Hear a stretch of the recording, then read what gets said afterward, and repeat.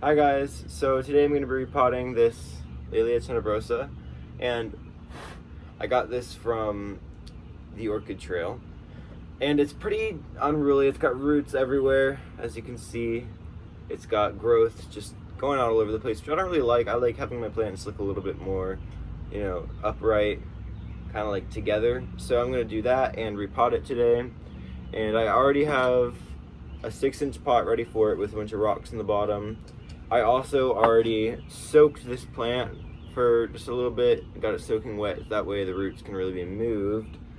And this little dude who's sitting on my lap, he ran up to our porch the other day, and he just stayed here pretty much since. We keep feeding him. So, I don't know where he's from, but he's really nice, and he likes pets, so keeping him around. I'm pretty sure he's a stray though, because back behind me, we've seen him before, but he's never come up to us before. I guess he just decided the other day he's gonna come up to us. So here he is. Yeah, so got my pot, my plant. Down here I have some bark. I just went to Lowe's and got a bunch of the bark because I was running low. I plan on doing a lot of repotting soon. It's this stuff, it's Better Grow. It's really the only stuff that I can find around here that isn't just half dirt. So it's what I use. I've probably already gone through this before, but I'm just gonna be repotting a little unruly Cattleya. Now also, as I said, I'm gonna stake it up, so I have some wire down there. I don't wanna get up because he's, laying there. But yeah, so first thing we just gotta do is unpot it. Now, this came from the Orchid Trail, as I said before, and I don't know what this cross is. I said it in the other video too when I got this one, which I need to put up because now it's Monday and I got my plants like last Monday. But it's Laelia tenebrosa, Orchid Eros. You can't really see that or not, but if anyone knows that clonal name, what the flower looks like, Orchid Eros, let me know. Alright, hi everyone, I'm back again. Yeah, so I got my Osmocote here, some skewers, and I also have this wire, which I don't know if I was getting to it or not, but I plan on staking the plant up, like making one of these things it already has around it. See if you can see it. It's got one of these things kind of like hold all the growths in, but it didn't really do a great job, so I'm gonna make one a little bit higher up or something with this, and hopefully that'll keep it together and growing well. Okay, yeah, so let's go ahead and undo this. Now these weird clip things, this metal thing, I was about to say I don't know how to get it off, but it comes right off. And there's this little thing off of it. Now, I don't know if you guys watched the other video yet or not, but it's got two growths on it, both going out this way. So, I'm just gonna have to put it like in the middle of the pot really and just back this up as far as I can. And if it keeps on growing this like spiral-ish pattern that it's doing, that's cool because then it'll kind of stay in the pot a little bit longer.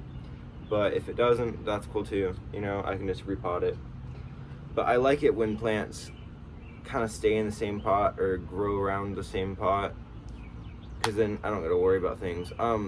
It looks like this pot, these roots are so healthy and big, I'm gonna have to cut the pot, which I don't like doing because I might cut roots. So I'm just gonna go down the pot and then I'm gonna peel it off.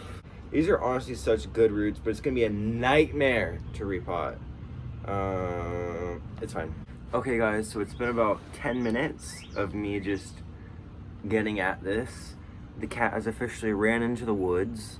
This is a difficult nightmare to repot, but one of the healthiest root systems I've ever seen on a Cattleya. So with that said, time to pick out all of this stuff. Like there's styrofoam and bark in here. The bark could last another repotting, so I might just leave it because I don't feel like dealing with that, and he's coming back. Yeah, I don't feel like dealing with it, and the bark is it's not rotting or anything. If any kind of mold breaks out in here, I won't know because it's in clay, which kind of sucks, but I like using clay, and I'm not going to change that just for this plant. But I can treat it with some Visan or something if I suspect fungus is growing in here. And if I need to repot it, I'll just repot it. It's not a great thing to do. In fact, it's probably a bad thing to do, but we've all done it once or twice, just repot a plant without taking out the old media. People say not to do it, but I think really it's just if it's breaking down, and this,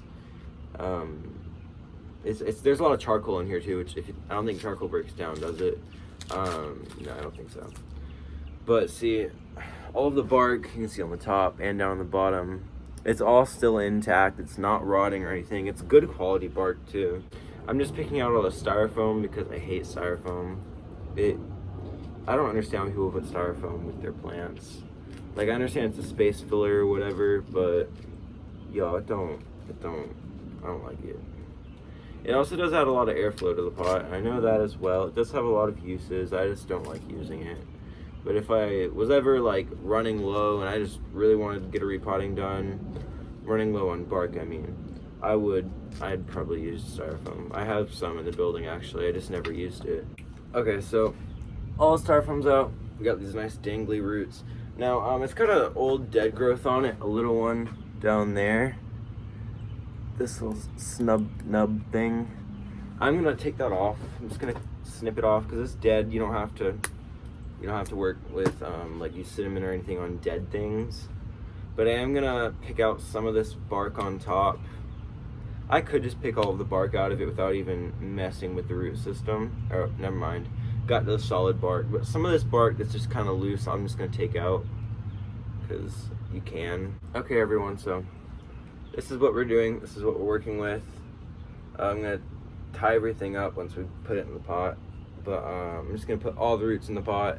Now I do have a Laelia preparata that I'm gonna be keeping the roots outside the pot just because I love the roots on that thing. The roots that it had hanging out, I think they're just gonna still hang out. They look cool, and they're air roots. They really don't need to be down in the bark, but I was planning on putting them down in there, but they still ended up hanging out because I just didn't shove them down in there. So I think they're just gonna stay out, and it's probably better for them too. Inside the pot, they'd probably die, you know, but if you keep them outside, they might survive, and they might also survive in the pot, but who knows? Because you know, sometimes when you put aerial roots down in the media, they might kill them because they're used to like air. And same thing for like if you have something growing in sphagnum, you just instantly switch to bark, most of the roots die. It's the same concept. At least that's happened to me multiple times. I don't know if it's happened to you guys or not, or if it's like a general rule or what it is, but that's what's happened to me. I like putting a thin layer just like to cover up the surface with